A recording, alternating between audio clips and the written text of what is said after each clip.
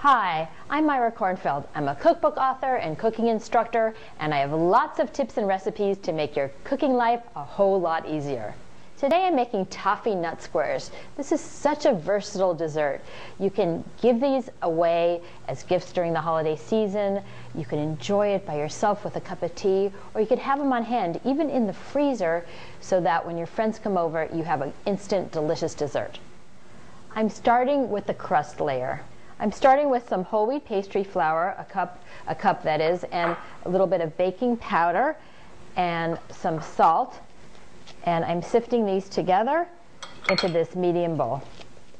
I'm beating together 6 tablespoons of butter with 1/3 cup of sugar. I'm using maple sugar here.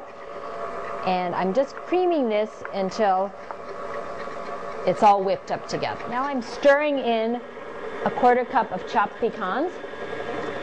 I'm ready to press in the crust. I have here an 8x8 baking pan, and I have parchment that I've cut so that when I lift out the bar, it's going to be really easy. And I've oiled my pan, and now I'm ready to press in this crust. So now I just evenly spread out the crust and just pat it in. I have a 350-degree oven, and I'm going to bake this crust for 10 minutes. While the crust is baking, I'm going to make the topping so it's ready when the crust comes out of the oven.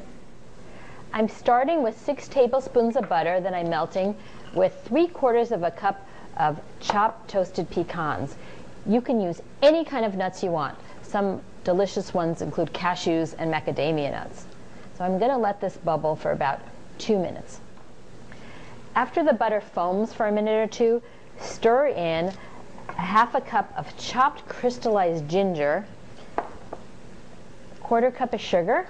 I'm using maple sugar for this, and a couple tablespoons of rice syrup.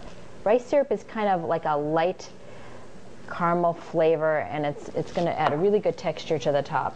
So I just want to cook these items together for about 2 to 3 minutes. I'm beating up some eggs, so I'm going to pour the hot liquid into this in a minute. This mix is ready. The sugar is melted.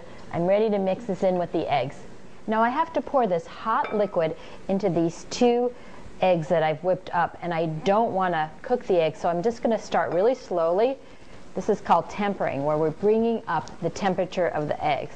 I can go faster as soon as the eggs have warmed a bit, and then I don't run the risk of cooking them. My last step is to put in a couple of tablespoons of flour. It's been about 10 minutes, and this is just lightly golden. It's perfect. It's ready for the next step. I'm pouring on the topping, and now I'm going to put it back in the oven for about 25 minutes. This goes back in the oven about 25 minutes to let all that goodness set. This has been in the oven 25 minutes, and it's a beautiful golden brown, so I'm ready to take it out. For the last touch, I'm sprinkling the top with some granules of thick salt. This gives such a beautiful contrast with the salty, gingery, sweet. Oh, it's delicious.